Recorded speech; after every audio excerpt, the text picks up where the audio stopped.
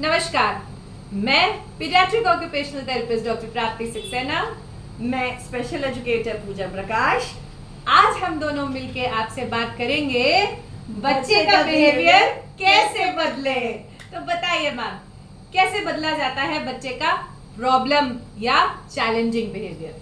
देखिए पेरेंट्स, बहुत सारे पेरेंट्स मुझसे एक प्रश्न पूछते हैं कि मैम मेरा बच्चा बहुत थूकता है, चुटकी काटता है, मारता है, बाल नोचता है, पिंच कर लेता है और जगह जगह खिलौने फेंक देता है। यानी कि सरल भाषा में अगर बोले तो डिस्ट्रक्टिव बिहेवियर या अवांछनीय व्यवहार या अनडिजायरेबल बिहेवियर एग्जिबिट करता है। ऐसी दिशा में हम अपने बच्चे के व्यवहार को कैसे बदल सकते हैं? देखिए, स्पेशल एजुकेशन के पर्सपेक्टिव से मैं अपना पॉइंट बता रही हूँ। सबसे पहली बात, आपको अपने बच्चे में कॉग्निटिव लेवल पर काम करना बाकी है। क्यों?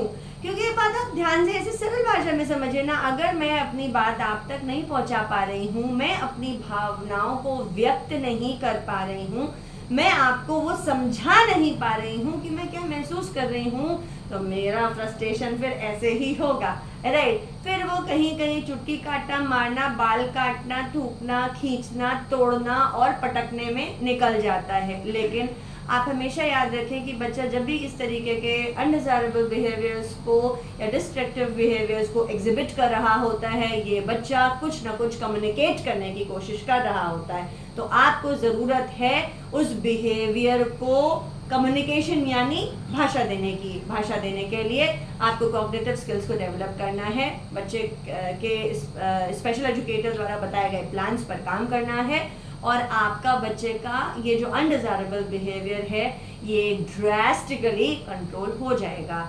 एक और माध्यम है दूसरा कि हम बच्चे के व्यवहार की ABC करें, यानी antecedent, behaviour and consequence. Generally बच्चे ने ये तोड़ दिया, बच्चे ने ये फेंक दिया, बच्चे ने ये पटक दिया, ये तो सबने नोटिस किया, लेकिन तोड़ने, पटकने और फेंकने से पहले क्या हुआ और बाद में, यानी एंटीसीडेंट और कॉन्सिक्वेंसेस क्या रहे, ये किसी ने विचार नहीं किया। इन दो मुद्दों पर काम करके आप बच्चे के व्यवहार में घर में बैठे ही काफी बदलाव ला सकते हैं। जानते हैं ऑक्यूपेशनल थेरेपिस्ट की राय, बताएं। Thank you for the beautiful inputs ma'am. तो जैसा कि मैम ने बताया कि व्यवहार को बदलने से पहले बंधु व्यवहार को समझने का प्रयास करेंगे। मैम ने बहुत खूबसूरती से बताया कि हर बिहेवियर का, व्यवहार का एक पर्पस होता है। पहले हमें उस पर्पस को आइडेंटिफाई करना है। कैसे? डांट के, मार के, ऑब्जर्व करके, ऑब्जर्वेशन करके। बदलने से पहले गहन ऑब्जर्वेशन करना है।